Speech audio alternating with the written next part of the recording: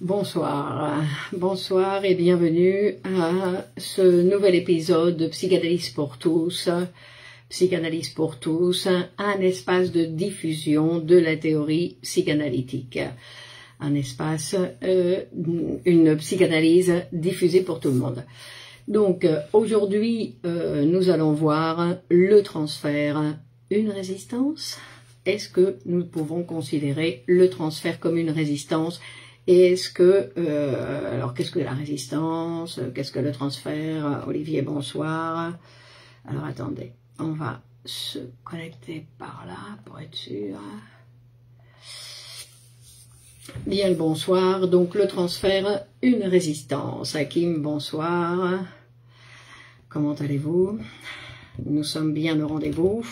Je m'appelle Clémence Lenis et je suis psychanalyste de l'école de poésie et psychanalyse Grupo Zero. Et Christiane, bonsoir, ici à Madrid. Et je travaille, pour ceux qui sont intéressés, je travaille en ligne par WhatsApp, par exemple. Ager, bonsoir, Feti, bonsoir. Alors, nous allons voir, voilà, Feti, Ager, Nathalie, bonsoir. Alors, je crois que si je fais ça, je vais pouvoir. Donc, j'ai mis un petit peu. Et chez Barry, bonsoir. Donc, le transfert. Alors, attendez, si je fais ça, vous croyez que ça va aller hop, pour tout avoir sur la même page? Je ne sais pas. Fatia, bonsoir. Donc, le transfert, une résistance. Le transfert, une résistance. C'est la question que nous laissons parce que, bien évidemment, on peut déjà répondre le transfert. On va voir que c'est l'élément indispensable. Kadja, bonsoir. L'élément indispensable pour la réalisation du travail analytique. Et en même temps, ça va être, donc d'un côté, un élément qui va être indispensable pour une bonne réalisation, pour avoir les bénéfices du travail analytique, et en même temps, ça va être un élément et en même temps, ça va être, Annick, bonsoir, bonjour, Samy, bonsoir, un élément qui va s'opposer, c'est-à-dire qu'il va y avoir deux choses dans le transfert, non? C'est deux forces avec lesquelles nous allons devoir, auxquelles nous allons devoir faire face pendant tout le travail analytique. Alors, quand on parle de transfert, on peut déjà commencer à situer, parce que quand on parle de transfert, de quoi on parle? Alors, en psychanalyse, on parle du transfert comme un élément de la technique psychanalytique.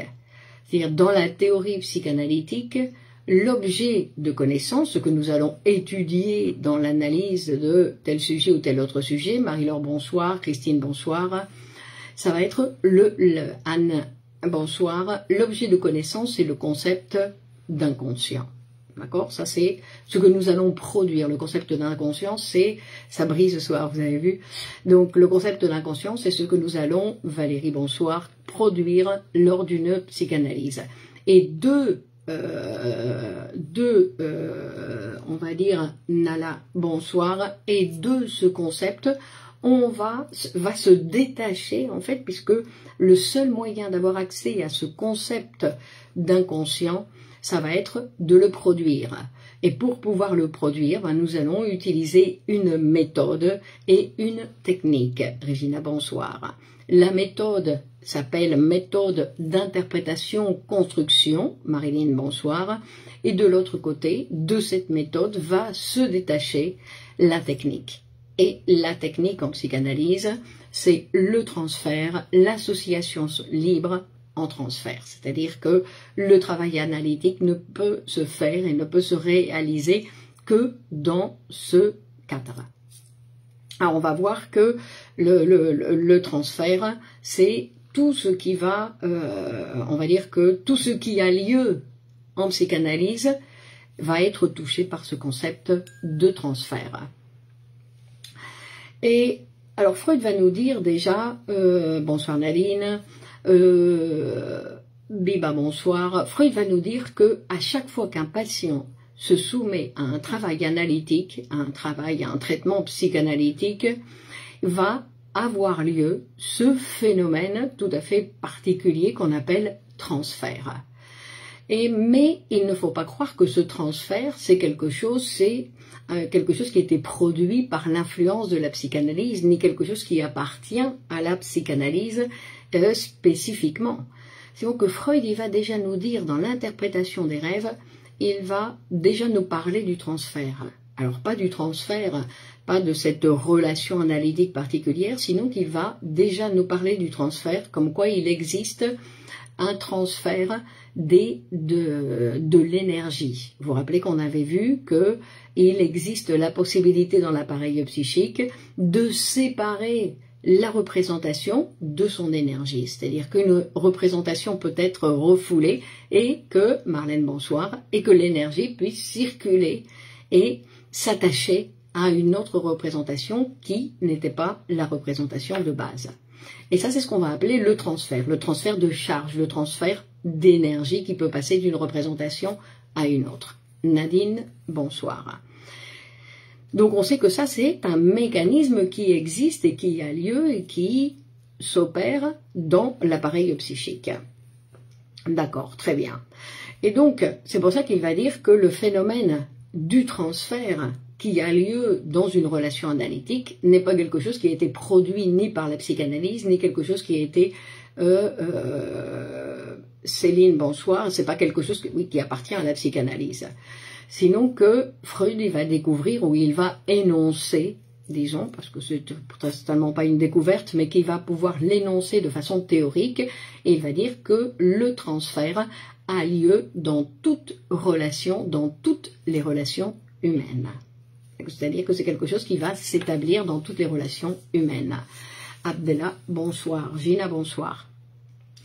Donc, dans toutes les relations humaines va avoir lieu ce qu'on appelle le transfert. Alors, bien sûr, dans les relations, dans nos relations quotidiennes où, effectivement, il y a lieu, où on peut voir, non, on peut distinguer nous-mêmes comment il y a certaines relations où on ne comprend pas bien ce qui se passe dans certaines relations humaines où il y a un transfert particulier. Dans la relation analytique, ce qui va être intéressant, c'est que dans cette relation analytique, ce transfert peut être pensé, Françoise, bonsoir, peut être pensé, peut-être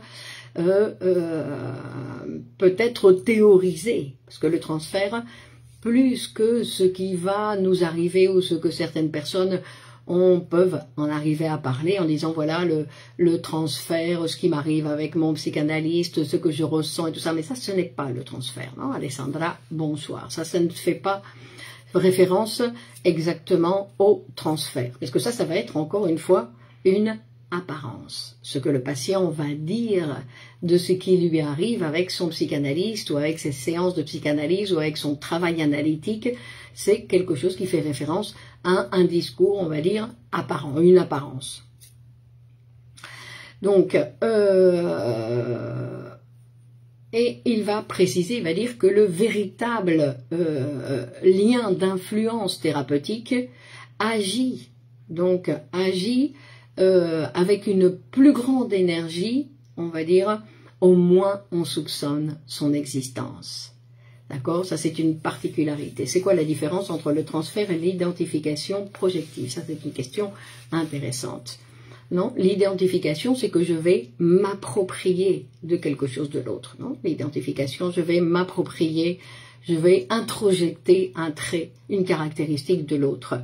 Dans le transfert, on pourrait plutôt penser le transfert comme justement comme s'il s'agissait, parce que ce n'est pas ça, il ne s'agit pas d'un espace, Magali bonsoir, il ne s'agit pas d'un espace, sinon que d'un temps, parce qu'il s'agit plutôt d'un temps où il va y avoir la possibilité d'une mobilisation de l'énergie. Une mobilisation de l'énergie. Et donc, avant la production de la psychanalyse, on ne parlait pas de transfert, on parlait de suggestion. On disait que c'était Abdelali, bonsoir.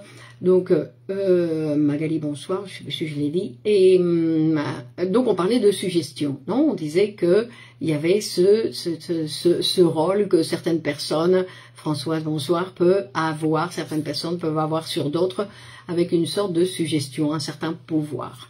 Mais le transfert, ça n'a rien à voir. Et puis en plus, ça n'a rien à voir avec cette suggestion parce qu'on parle de transfert, parce qu'on va parler de libido, on va parler de cette énergie psychique. Et qu'en plus, il y a une norme qui est très importante, c'est-à-dire qui va s'éloigner complètement de la suggestion, c'est-à-dire que le transfert, c'est quelque chose qui ne doit absolument pas être utilisé. Hein? Sinon que c'est quelque chose qui a lieu, mais en aucun cas on peut utiliser ce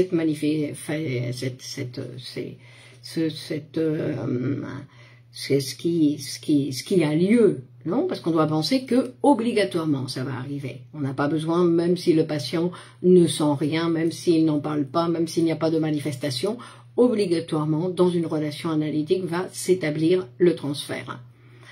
Et on dit que le transfert, c'est le concept théorique par excellence. C'est-à-dire que hors du champ du transfert, la parole n'a pas d'effet.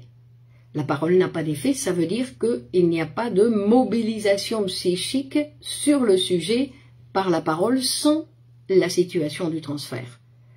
D'accord? C'est-à-dire que bien évidemment qu'on peut être touché par les paroles des autres à droite, à gauche, mais ça n'a rien à voir. Là, on parle d'une mobilisation des forces psychiques.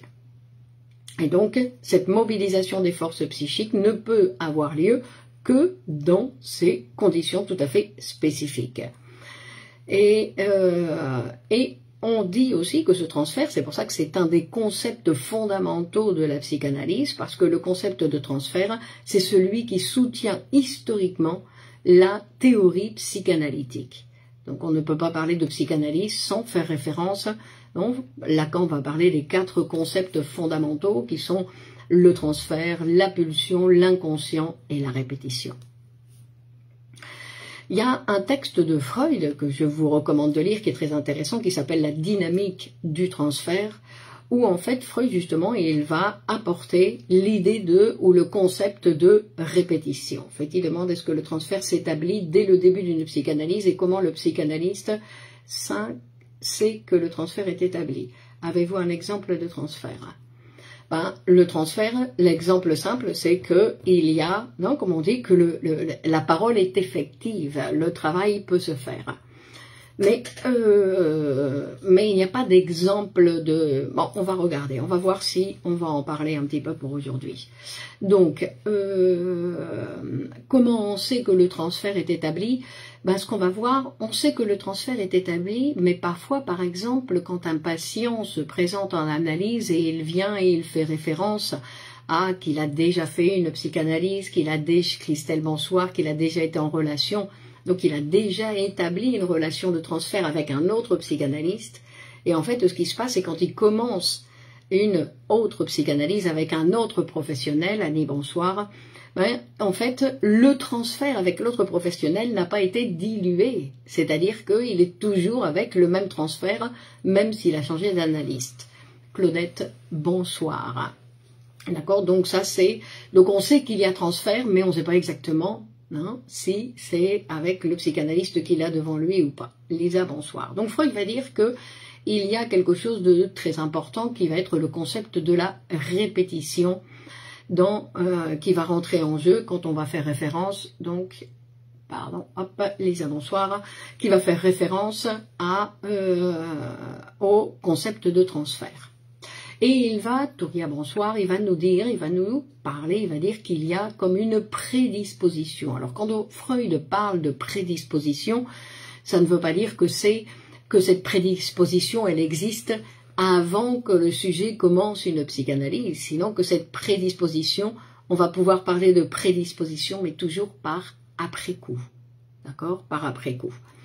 Donc, c'est-à-dire que on va parler de prédisposition comme d'une possibilité, non, ça ne veut pas dire que ça va arriver, sinon que c'est une possibilité. Mohamed, bonsoir.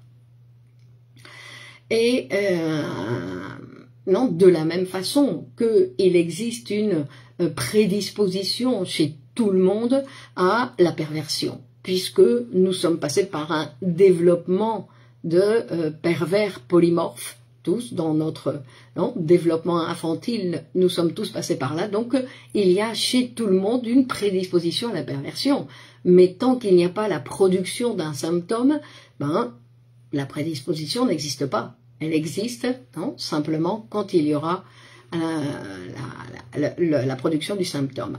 Alessandra, bonsoir.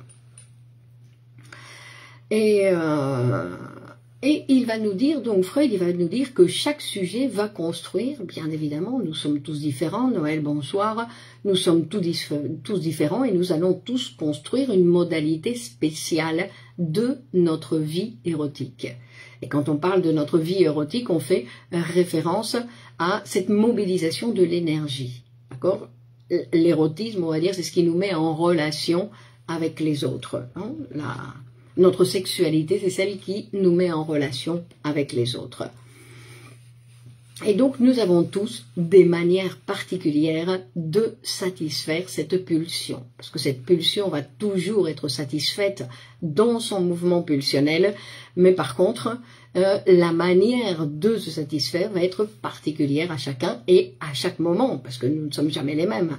On dit que même dans la même séance, c'est pour ça qu'on ne peut pas diagnostiquer ou mettre des étiquettes. Parce que dans la même séance, un patient peut passer d'une structure à l'autre. Ou montrer qu'il a la capacité de se satisfaire de différentes manières. Et ce qu'il va nous dire, c'est qu'il dit qu'il y a seulement une partie des tendances qui déterminent la vie érotique des sujets qui a réalisé une évolution psychique complète. C'est-à-dire que toute cette sexualité infantile, il y a toute une partie qui a réussi à passer tous les obstacles qui étaient nécessaires de passer pour sa constitution jusqu'à l'âge adulte, mais il dit qu'il y a une autre partie des tendances de la libido qui n'ont pas pu se développer. Entre autres, à cause du veto de la personnalité consciente. C'est-à-dire que la conscience du sujet a censuré, a refoulé et a dit non, je ne veux rien savoir de ça. Et donc il y a des tendances qui n'ont pas pu être mise à jour, on va dire, et qui demeure donc confiné dans l'inconscient. Et donc, ce qui veut dire que le sujet ne sait rien, ne sait même pas qu'il existe. Alors nous le savons parce que nous étudions la théorie, mais tant que le sujet ne va pas se psychanalyser, il ne sait pas qu'il existe. C'est ce matériel, on va dire, ou quelque chose. D'ailleurs, il n'existe pas tant qu'il n'est pas produit. Que ça aussi c'est quelque chose, tant qu'il n'y a pas une production, tant qu'il n'y a pas une interprétation, il n'y a pas la possibilité de savoir de quoi il s'agit. Et il va donc nous dire que ces tendances libidineuses qui ont été refoulées, s'agit-il de la compulsion de répétition dans le transfert? Non, la compulsion de répétition, ce n'est pas spécialement dans le transfert. Donc on va voir. Ces besoins érotiques, il va nous dire, qui n'ont pas été satisfaits ou qui ne sont pas satisfaits dans la réalité, c'est-à-dire, non, on ne parle pas simplement de la sexualité ou de la génitalité, sinon qu'on parle de toutes les satisfactions possibles des êtres humains quand il y a des situations qui n'ont pas pu être satisfaites. Eh bien, ces tendances vont s'orienter vers des représentations de la libido, donc la libido va se coller à de nouvelles représentations en fait elle va se coller à toute nouvelle personne qui va rentrer en contact avec le sujet. Par exemple, on va dire qu'il y a des gens qui ont qui veulent trouver des amis, qui veulent trouver des amours et qui, dès qu'il y a une nouvelle personne qui se présente dans leur vie, vont avoir tendance à vouloir que cette personne puisse satisfaire ces tendances de la libido. Et donc, il y a les deux parties de la libido, tant la libido, cette partie où c'est pas la libido, mais c'est-à-dire ces représentations conscientes et ces représentations inconscientes qui vont rentrer en jeu, et la mobilisation de la libido. Donc il dit qu'il est parfaitement normal et compréhensible que la charge de libido qui est partiellement insatisfaite va s'orienter vers la personne du psychanalyste. D'accord? Et c'est comme ça que, et ça c'est intéressant, c'est-à-dire que le psychanalyste va être inclus par le sujet, non? Parce que c'est un mouvement du sujet, Doriane, bonsoir, où en fait il va incorporer d'une certaine façon, non, le psychanalyste comme un personnage de sa vie, mais de manière inconsciente. De manière inconsciente. Donc Myriam, bonsoir. Et en fait, c'est quelque chose que si le sujet n'est pas passé par une analyse, ce qui va très souvent se passer, c'est qu'il va avoir tendance à répéter tout le temps le même genre de relation, non, tout au long de sa vie. C'est-à-dire qu'une sorte de cliché qui va se répéter tout au long de sa vie sur différentes personnes. Non, et qu'en fait, comme si c'était la même personne, puisqu'en fait, il répète tout le temps le même type de relation. Et donc il dit dès que, bien évidemment, le permettent les circonstances extérieures et la nature des objets érotiques accessibles. Non, il va le répéter. Et donc, dans le travail analytique, c'est la même chose qui va s'établir, c'est-à-dire que le sujet va faire la même chose que ce qu'il avait l'habitude de faire hors d'une séance de psychanalyse. Cette fois-ci, sauf que cette fois-ci, la situation va être écoutée, on va dire, être écoutée et interprétée d'une façon différente. Et alors, il va poser différentes questions. Donc, il va se poser différentes questions, parce qu'il aime bien poser les questions, Freud, pour ensuite s'y répondre. Et il va poser une des premières questions, à savoir pourquoi le transfert des sujets névrosés, qui sont soumis à l'analyse, se montre beaucoup plus intense.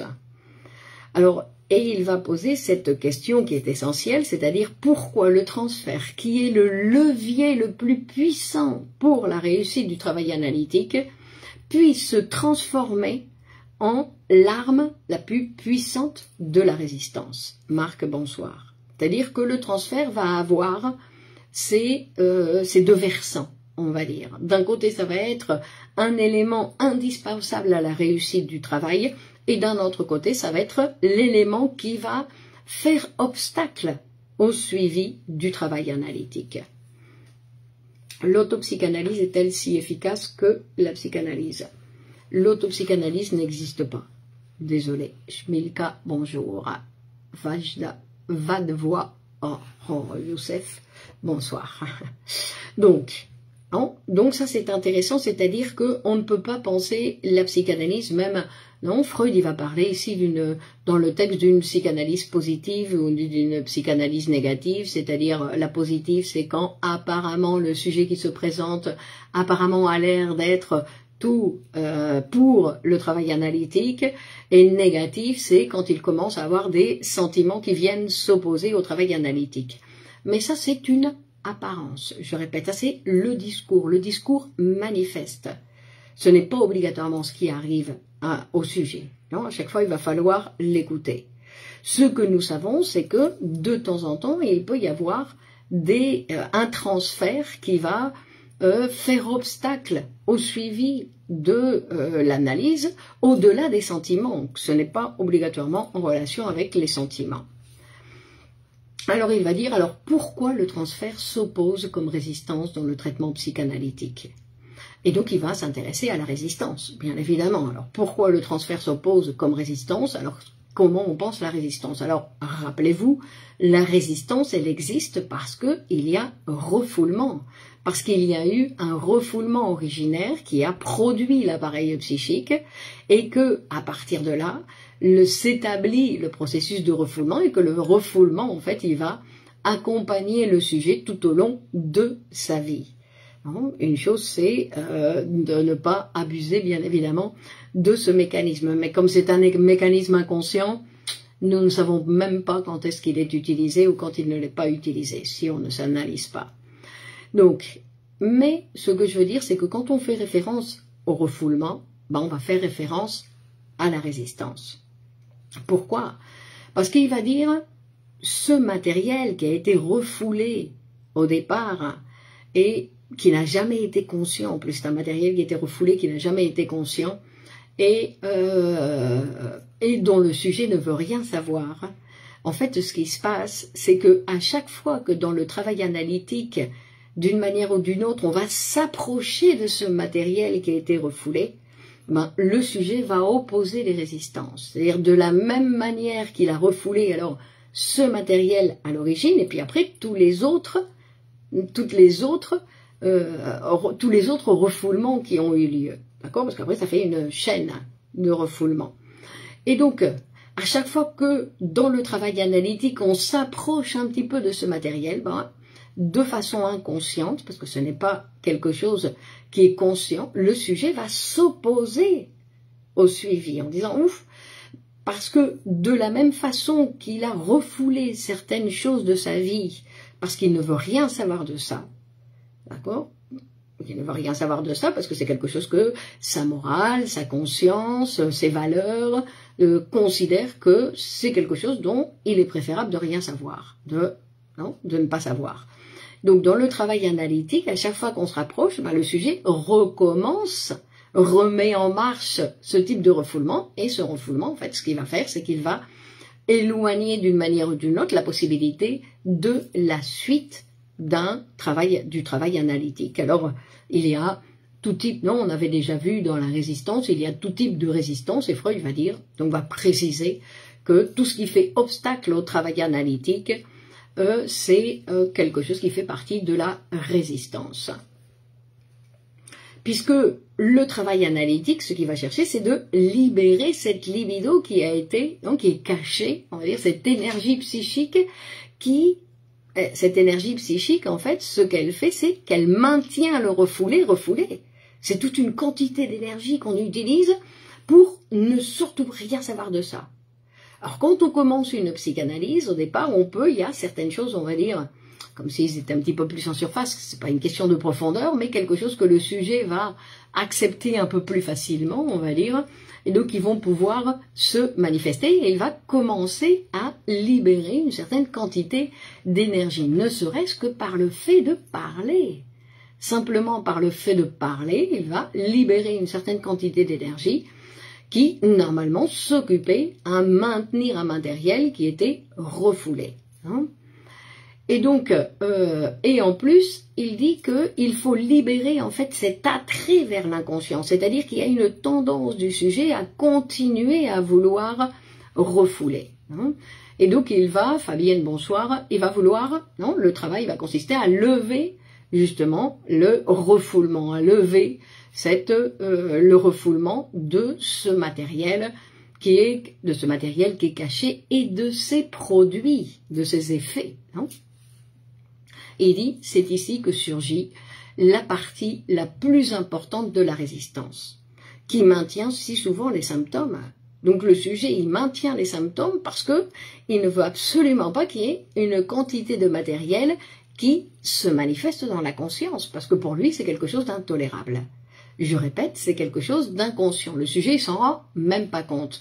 Par exemple, quand il arrive en retard à sa séance ou qu'il ne peut pas arriver à sa séance, nous savons que c'est une résistance qui s'établit. Bonsoir Valérie, c'est une résistance qui s'établit. Mais le sujet, il vient avec une explication, une excuse, il vient avec une raison, et on va pas dire que sa raison est fausse. On va dire que simplement, il s'est mis dans cette histoire pour ne pas venir à sa séance. Mais ça, c'est en relation donc avec cette résistance, avec cette rapproche donc, au plus il y a résistance, au plus on est près de ce matériel dont le sujet ne veut rien savoir. Hein. Et donc, c'est pour ça qu'il va dire que l'analyse, l'analyse doit lutter, en fait, avec les résistances qui vont accompagner le travail analytique tout au long du travail analytique.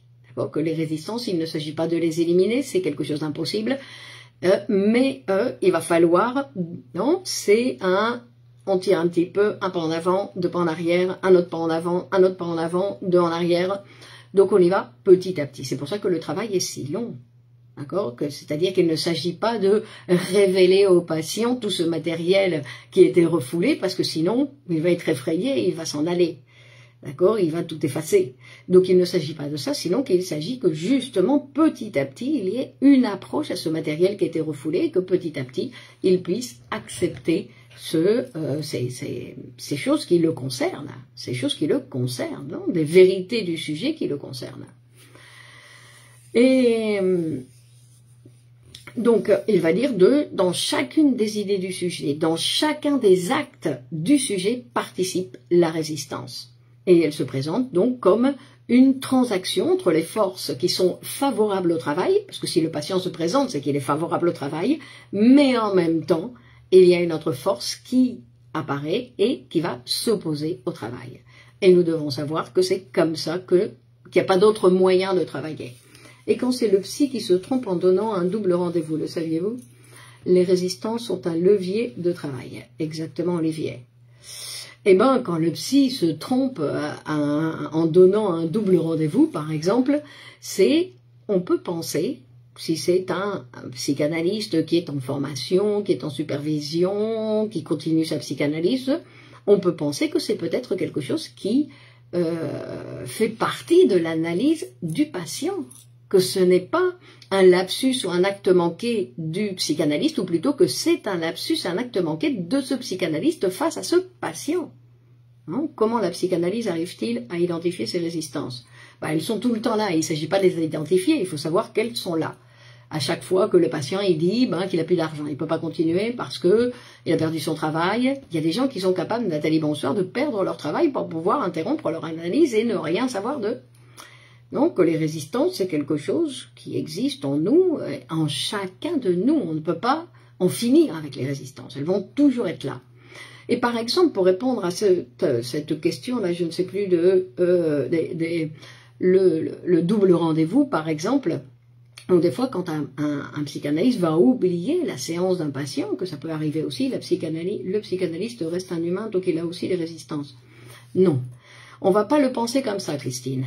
Parce que quand le psychanalyste reste un humain, ça veut dire qu'il n'est pas psychanalyste. Parce que le psychanalyste, ce n'est pas que ce ne soit pas un humain, ça veut dire que c'est une fonction. Le travail de psychanalyste, c'est une fonction. Et que si lui aussi il a des résistances, il aura des résistances dans sa propre psychanalyse, pas dans son travail. Ou sinon, c'est parce qu'il est hors fonction. C'est comme dire, le chirurgien qui va aller opérer, tout d'un coup, il se sent mal le jour où il doit opérer. Il n'est plus chirurgien, c'est un malade. Il a des nausées, ou il a... Non, je veux dire que quand on occupe la fonction, et ça c'est valable pour tous les travailleurs, pas simplement pour le psychanalyste, quand on occupe la fonction de notre fonction professionnelle, on oublie qui on est. Je veux dire que quand on doit travailler, on oublie qui on est dans la fonction et on travaille et on répond. Vous voyez les présentateurs de télévision, ils oublient qui ils sont, parce que sinon ils ne peuvent pas présenter. Non? Ils occupent la fonction. Pour le psychanalyste, c'est la même chose. Donc, ce que je voulais préciser, c'est que quand le psychanalyste, par exemple, il a oublié la séance d'un de ses patients, on peut penser, si vraiment c'est un psychanalyste, que cet oubli est en relation avec le patient. Par exemple, je vous donne un exemple, vous qui aimez bien les exemples, je vous donne un exemple. Le patient se présente à sa séance, il sonne à la porte, personne ne lui ouvre. Et donc, il attend, et en fait, le psychanalyste arrive, mais en retard. Donc, le patient se fâche en disant, vous ne voyez pas, vous êtes arrivé en retard, moi j'avais rendez-vous, j'ai d'autres choses à faire, hein. Et le psychanalyste lui dit, vous auriez pu partir, vous n'étiez pas obligé de m'attendre, c'est vous qui avez pris la décision. Et donc, non, je veux dire, dans le sens où, après, chacun va prendre sur son... Et ce patient, quand le psychanalyste va lui marquer en disant, non, c'est pas à cause de moi que vous allez arriver en retard, sinon que c'est vous qui avez pris la décision. C'est un apprentissage pour le patient. Donc, je veux dire que, et quand c'est un apprentissage pour le patient, ça dépend, à chaque fois, tout dépend de ce que le sujet va faire avec ce qui lui arrive. Vous vous rappelez, j'en ai déjà parlé souvent, et ça c'est vachement intéressant, c'est de dire, nous ne sommes pas responsables parce que notre psychanalyste est arrivé en retard, ou parce qu'il n'est pas venu à notre séance, ou parce qu'il l'a oublié. On n'est pas responsable de ça. On est responsable de ce qu'on va faire avec ça. comment on va utiliser ça, ou pour en parler, ou pour se fâcher, ne plus jamais revenir. Il y en a qui font ça, plus jamais, ils n'en reviennent plus. Ils en profitent pour abandonner. Il se remet face à sa responsabilité, exactement, dans ce cas-là, et le patient. Et rappelons-nous, le travail analytique, c'est pour le patient, c'est pas pour le psychanalyste. Alors, le psychanalyste, il a son propre travail dans sa propre séance. Lui, il est en relation avec son psychanalyste. Non, c'est pour ça que c'est une chaîne. Nous sommes sur une chaîne qui est très importante. Bon.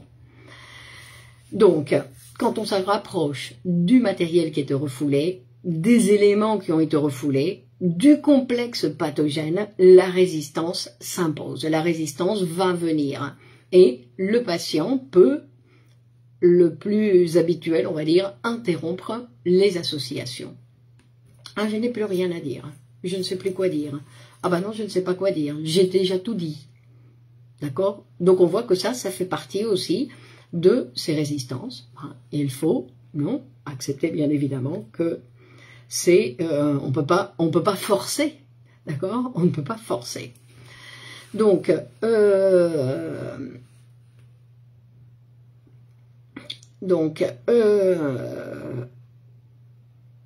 Donc, la résistance fait partie des mécanismes. Et il va dire qu'au départ, quand s'est établi ce refoulement, ce premier refoulement originaire, ce qui est intéressant, en fait, ce refoulement a eu lieu parce que à ce moment-là, le moi, qui était en pleine formation, il était encore faible. Il ne savait pas faire face aux exigences de l'extérieur, aux exigences du ça, aux exigences du surmoi, etc. Et donc, sa tendance pour faire face à tout ça, c'était refouler, mais parce qu'il était encore faible. Aujourd'hui, l'adulte, et c'est pour ça que renforcer le moi va permettre au sujet de ne plus utiliser toujours le mécanisme du refoulement pour faire face à ce qui le dérange. Parce qu'il y a des gens qui vont refouler, on va dire, simplement parce que c'est quelque chose qui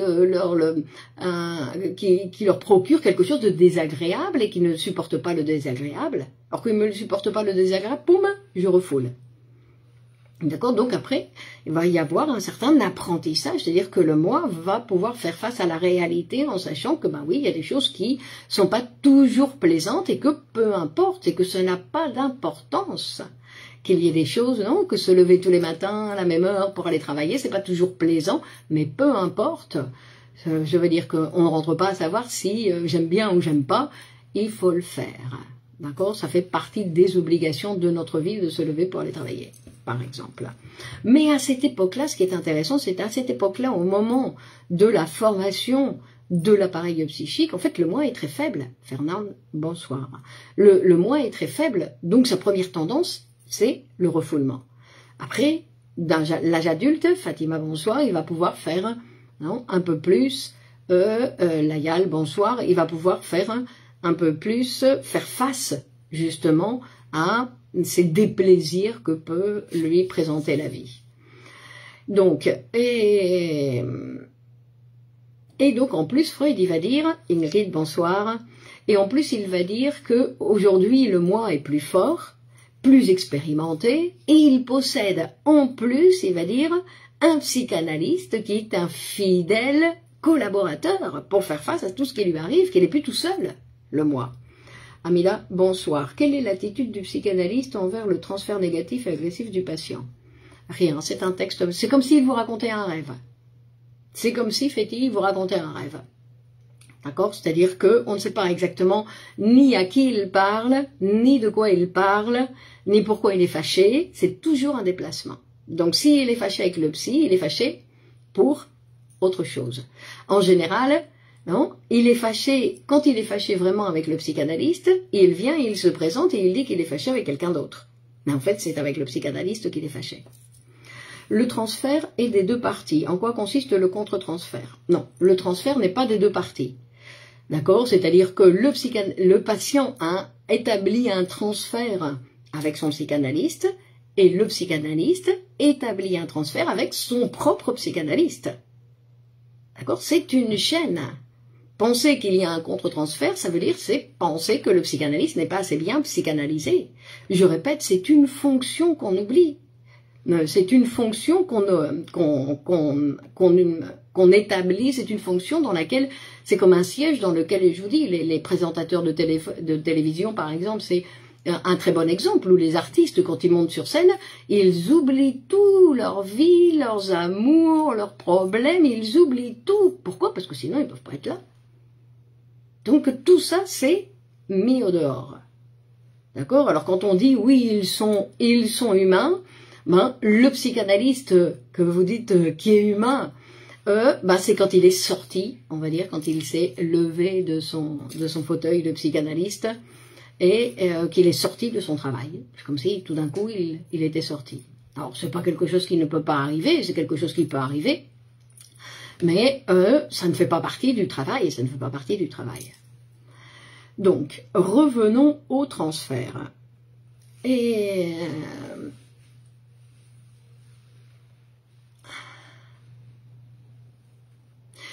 en fait, ce que Freud va dire, c'est que dans cette répétition qui a lieu dans ces manifestations du transfert qui peuvent surgir, à l'université, on parle de transfert, de contre-transfert.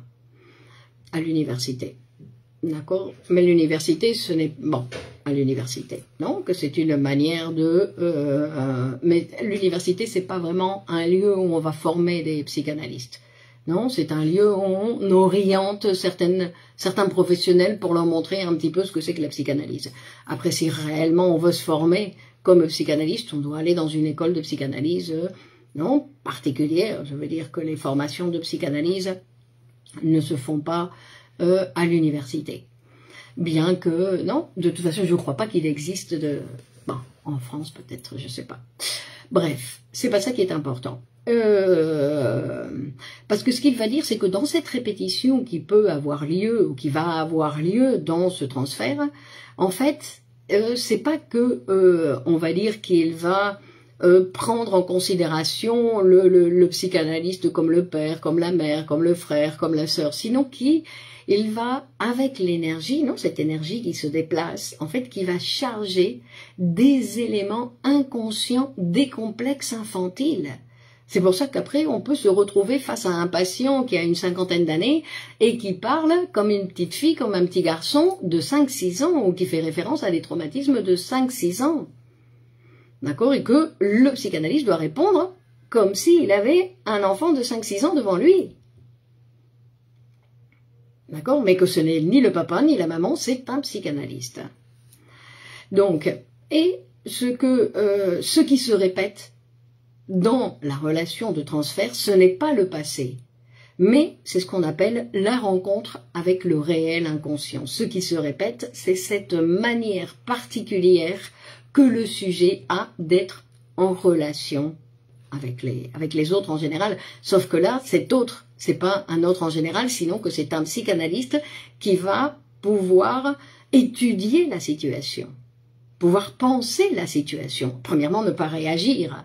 Non, nous savons que face à une résistance, je veux dire, si moi j'ai un ami qui a une résistance avec moi et qui arrive toujours en retard à tous les rendez-vous, que de temps en temps il annule et tout ça, j'aurai une réaction.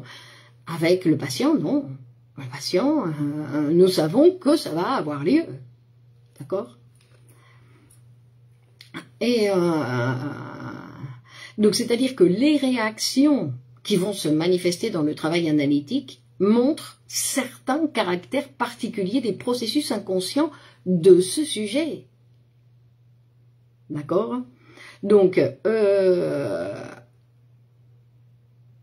c'est-à-dire que, comme le sujet, ça c'est intéressant, c'est-à-dire que comme le sujet ne veut pas se souvenir de ce matériel qui a été refoulé, comme il ne veut pas s'en souvenir, parce qu'il est refoulé, il ne veut rien savoir de ça, ce qui va avoir lieu dans le travail analytique, c'est que au lieu de se souvenir, en fait, il va répéter le souvenir, il va le revivre, et tout ça sans s'en rendre compte, bien évidemment. Mais il peut y avoir tout de même un contre-transfert de l'analyste malgré qu'il se fait analyser, n'est-ce pas? Non. Le contre-transfert, ça n'existe pas. Dans l'école de psychanalyse Grupo Zero, le contre-transfert n'existe pas. Non, c'est quelque chose qui n'est pas... c'est pas... Parce que on va voir il n'y a pas, comment on va dire... Premièrement, parce que le psychanalyste doit être analysé durant de nombreuses années. Il doit rendre compte de son travail en supervision de groupe. Il doit continuer à étudier la théorie. Il ne peut pas y avoir de contre-transfert. D'accord? Il y a contre-transfert quand le sujet n'est pas assez, quand le psychanalyste n'est pas assez armé, on va dire. Armé de tout ce travail qu'il doit faire de façon régulière et constante jusqu'à la fin de son activité professionnelle pour qu'il n'existe pas de contre-transfert. S'il existe un contre-transfert, c'est que j'ai débordé, alors là je sais plus qui je suis et je commence à avoir une relation personnelle avec le patient. Je suis pas un patient. C'est comme le chirurgien qui va dire « Ah non, je peux pas l'ouvrir, j'ai l'impression que je vais faire un truc à ma mère. » Non. D'accord? Non. C'est là, il y a... Alors, on peut penser qu'il y a une certaine froideur. Ça, c'est vrai qu'on peut penser dans tout ce que je suis en train de dire en disant « Et ce n'est pas qu'il est neutre, c'est qu'il est en relation avec ce patient. » Le psychanalyste, il est différent avec chaque patient. C'est pour ça qu'il n'est pas neutre. Il est différent. Il y en a où il va rester en silence pendant toute la séance. Il y en a d'autres où il va faire des blagues. Il y en a d'autres où il va faire... Je veux dire, ça dépend du patient. Non? C'est-à-dire que le psychanalyste, comme je dis, qui est armé de tout ce travail qu'il fait régulièrement, en fait, ça lui permet d'être différent et d'avoir une personnalité différente face à toutes les situations. Il n'a pas la même personnalité. Non, c'est une personnalité qui est différente. Et donc, Marc, si le sujet tire de la jouissance de ses refoulements, pensez-vous qu'il puisse réaliser un transfert avec son psychanalyste, ou aura-t-il forcément un transfert dit négatif? Je ne sais pas s'il y a un jouissance avec les refoulements. Je ne sais pas de quoi vous parlez, la jouissance avec les refoulements. Parce que justement, il y a refoulement, parce qu'il y a l'impossibilité, non? Que je ne sais pas, c'est pas... Merci à vous. Donc, la jouissance et le refoulement, c'est un mécanisme inconscient qui a lieu, alors que la jouissance, pas obligatoirement. Non? Et on va dire que, a priori, on dit que les seuls qui ont une certaine difficulté à établir une relation de transfert, non, sont les malades psychosomatiques, on va dire, ou les psychotiques. Mais rappelez-vous, ni le psychosomatique, ni le psychotique ne sont psychotiques 24 heures sur 24. C'est pour ça qu'un psychosomatique, d'abord nous sommes tous un petit peu psychosomatiques, mais un psychosomatique, il va y avoir une lésion corporelle et psychosomatique dans ce phénomène, mais pas dans le reste. Un psychotique n'est pas psychotique 24 heures sur 24. Il n'utilise pas toujours le même mécanisme. D'accord? C'est donc il y a la possibilité d'avoir... Alors quand on parle de psychotique aussi, j'aimerais bien souligner un petit peu quelque chose qui est important, parce que, pour ne pas confondre, un patient qui a été diagnostiqué par la psychiatrie psychotique, que ça fait 5 ans qu'il est enfermé, où on lui donne des médicaments et tout ça, ce n'est plus un patient que la psychanalyse va considérer comme un psychotique. C'est un patient de la psychiatrie. D'accord? C'est quelque chose qui est différent. Non? Après, je veux dire, c'est comme si, après, la psychiatrie va l'éduquer pour se maintenir comme psychotique. Mais un psychotique qui arrive directement, ou qui va être diagnostiqué par la psychanalyse comme psychotique, on va dire, non, n'est pas psychotique 24 heures sur 24. Personne n'est hystérique 24 heures sur 24, ni névrosé obsessionnel 24 heures sur 24. Il est névrosé obsessionnel sur certains symptômes, sur certaines manifestations, pas sur tous les éléments de sa vie. D'accord? Ça, c'est important. C'est pour ça que le transfert va pouvoir s'établir. Si le psychanalyste tolère, non, avoir un patient avec un discours particulier, on va dire. Comment expliquer l'admiration ou l'amour envers le psychanalyste? Je pensais à une forme de masochisme de se contraindre à certaines conditions contraires à son propre désir ou à un psychotique, en effet. Merci de votre réponse. Une forme de masochisme. Mais, je répète, le refoulement, ce n'est pas quelque chose qui fait partie du masochisme. Non, le masochisme, non, il y a le masochisme qui va être en relation avec la culpabilité. ou la jouissance. Il y a différents types de masochisme, non? On avait vu qu'il y avait différents types de masochisme qui ne sont pas en relation directement avec le refoulement. L'admiration ou l'amour envers le psychanalyste, c'est quelque chose qui, on va dire, qui est nécessaire. Donc, qui est nécessaire pour que justement s'établisse cette relation. On va dire d'ailleurs que le transfert, c'est toujours amour de transfert. Même si le sujet, il ne va pas venir en disant, voilà, qu'il a une relation d'amour avec eux. Ça n'a rien à voir. D'accord? C'est au niveau du concept.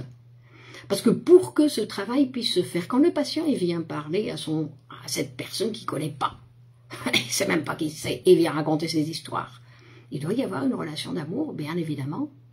Parce que sinon, comment il va parler? Comment il va raconter ces trucs? Alors bien évidemment qu'il y a une relation d'amour qui va. Et en plus, Freud il va dire que sans amour, il n'y a pas de guérison possible. Que le sujet va pouvoir renoncer à ses symptômes par amour. Alors pas obligatoirement, il peut dire par amour pour la psychanalyse. On n'est pas obligé de dire à cette personne-là, non, que c'est quelque chose qui est en relation avec l'amour. Après l'admiration, non, parce qu'il y a le refoulement est davantage une forme de protection, non. Le refoulement est une forme de protection inconsciente, on va dire, non, c'est pas quelque chose qui est conscient. Donc, ce qui est intéressant de penser sur cet amour de transfert, donc qui peut ne pas se manifester, ni de sentiment, il n'est pas obligatoirement, ah non, je parlais de l'admiration. L'admiration, on va dire, c'est quelque chose aussi, plus que de l'admiration, c'est que le patient suppose un savoir du psychanalyste, il doit supposer un savoir. Il doit supposer, non, quand on dit que le psychanalyste, c'est quelqu'un qui, même s'il ne dit rien, il sait ce qui m'arrive. Et ça, c'est ce que pense pas tous, non, parce que ça n'existe pas ça, mais ce que peut penser le patient, c'est-à-dire qu'il va penser, non, elle sait ce qui m'arrive, mais elle ne peut pas me le dire parce que moi, je suis pas prêt à l'écouter. Et que sinon, non, c'est vrai, sinon, si on raconte directement au patient ce que on voit, ce qu'il nous montre, parce que des fois, il nous le montre à la première séance, il nous montre son drame psychique, on va dire, mais on ne peut pas lui révéler. Il y a tout un travail à faire pour que ça se fasse petit à petit. Sinon, c'est comme le frapper, c'est une agression, c'est terrible. On n'a pas à lui révéler certaines choses, c'est un travail, c'est pour ça que c'est un travail qui va se faire petit à petit. Est-ce l'amour ou une reconnaissance d'affect du psychanalyste? On dit que c'est l'amour, mais on dit que c'est l'amour comme un concept, Olivier. D'accord? Pas un sentiment, on ne parle pas obligatoirement de sentiment. Après, on peut avoir un sentiment, non, pour son psychanalyste, mais c'est pas de cet ordre-là. On parle de l'amour comme concept, et c'est pour ça qu'on dit que le transfert, c'est de l'amour. De l'amour dans le sens où il va y avoir transformation du sujet, le sujet va se transformer par amour. Par amour. Et c'est pour ça que le travail analytique prend du temps. Il prend du temps parce que, en fait, le sujet, le patient a d'autres amours. Non, c'est pas que le psychanalyste, non, il y a d'autres amours. Et qu'il va devoir donner plus d'importance à cette relation avec une personne qu'il ne connaît pas. Parce qu'il ne connaît pas, il connaît son numéro de téléphone, à la rigueur, non, son adresse, mais il ne connaît pas la personne. Et en fait, cette personne va avoir plus d'importance dans sa vie que ses autres amours. Et bien, c'est là que commence, on va dire, la guérison du travail analytique. Mais ça, c'est pareil, c'est pas quelque chose de conscient. C'est pas une décision du patient. Non, c'est pas une décision du patient, sinon que c'est au fur et à mesure du travail où il va y avoir quelque chose qui... D'ailleurs, quand il y a transformation, c'est en relation avec l'amour. Le sujet se transforme par amour. Le sujet se transforme par amour. Point.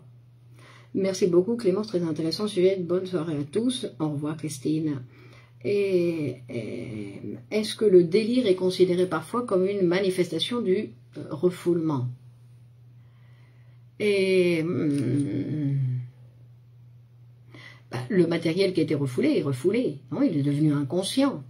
Donc c'est pas une manifestation du refoulement, sinon que le délire c'est une création, non, c'est une création, c'est une invention du patient, si on parle du psychotique. Non, il s'invente une autre réalité, la réalité ne lui plaît pas, il fait comme si elle n'existait pas et il s'en fabrique une autre. Non, par exemple. Donc tout ça pour dire que, attendez, je crois que je vais...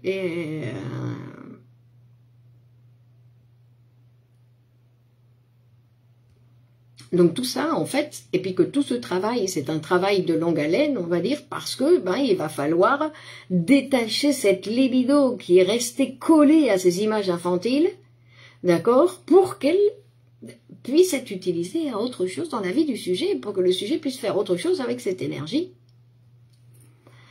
Alors, par exemple, moi, pour terminer, parce qu'il est bientôt l'heure, je voulais dire...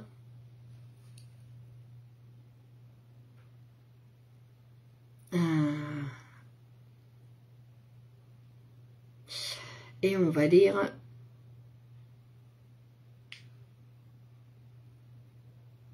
Il va dire que la structure de ce phénomène artificiel qui est le transfert, non, puisque c'est artificiel dans le sens où cette personne, j'ai pas de relation, je vais pas boire un verre avec, rien du tout, donc c'est pour ça qu'on dit artificiel, et que c'est ce phénomène qui va s'établir de façon spontanée, que nous appelons amour, et on va dire, et plus précisément amour-passion, sont sur le plan psychique des équivalents. Le transfert, c'est l'amour. En introduisant plus en lui comme dimension essentielle ce que nous appelons ambivalence. Parce que quand on parle d'amour, on ne parle pas simplement de tout est beau, tout est joli. Sinon qu'il y a obligatoirement ambivalence. D'accord? Et donc c'est-à-dire qu'il ne s'agit pas d'un amour de cette présence universelle du pouvoir d'unir les sujets entre eux, sinon mais de l'amour-passion, comme le vit le sujet, comme une catastrophe psychologique. Une catastrophe psychologique, il va dire. Donc, d'accord, mais c'est-à-dire que...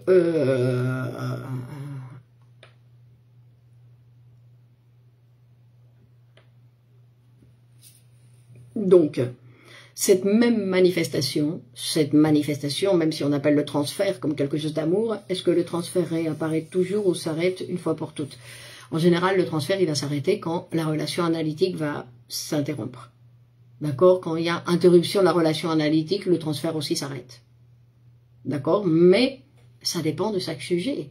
Donc, comme je disais, il y en a qui apportent au prochain professionnel qu'ils vont voir, ils vont venir avec leur transfert qu'ils ont, qu'ils avaient établi avec l'autre psychanalyste. Donc, ça se fait petit à petit. C'est pour ça que c'est un travail qui se fait petit à petit. Et nous allons avoir la patience. C'est pour ça que les patients s'appellent des patients, parce qu'il faut qu'ils aient aussi, eux, de la patience. Parce que le psychanalyste, il n'y a pas besoin de patience, lui, il travaille. C'est pas de la patience dont il a besoin. Par contre, pour le patient, ce dont il a besoin, c'est de la patience. C'est de la patience pour continuer à faire ce travail. Merci à vous, Anne. Bonne continuation, donc on va t'interrompre. Vous savez que vous pouvez, comment on dit, c'est passionnant et très clair, merci à vous, Christiane, Magali, donc vous pouvez partager sur vos réseaux, voilà, vous pouvez partager sur vos murs respectifs cette vidéo pour que nous soyons plus nombreux à nous intéresser à la psychanalyse. Si nous nous intéressons plus à la psychanalyse, c'est bien mignon, ces petites lumières. D'accord, Valérie? Donc, si nous sommes plus nombreux à nous intéresser à la psychanalyse, nous allons bien évidemment vivre dans un meilleur monde. Merci de partager. Allez, à la semaine prochaine. Au revoir, bonne soirée. Au revoir, Regina. Ciao, ciao, Marilyn. Ciao.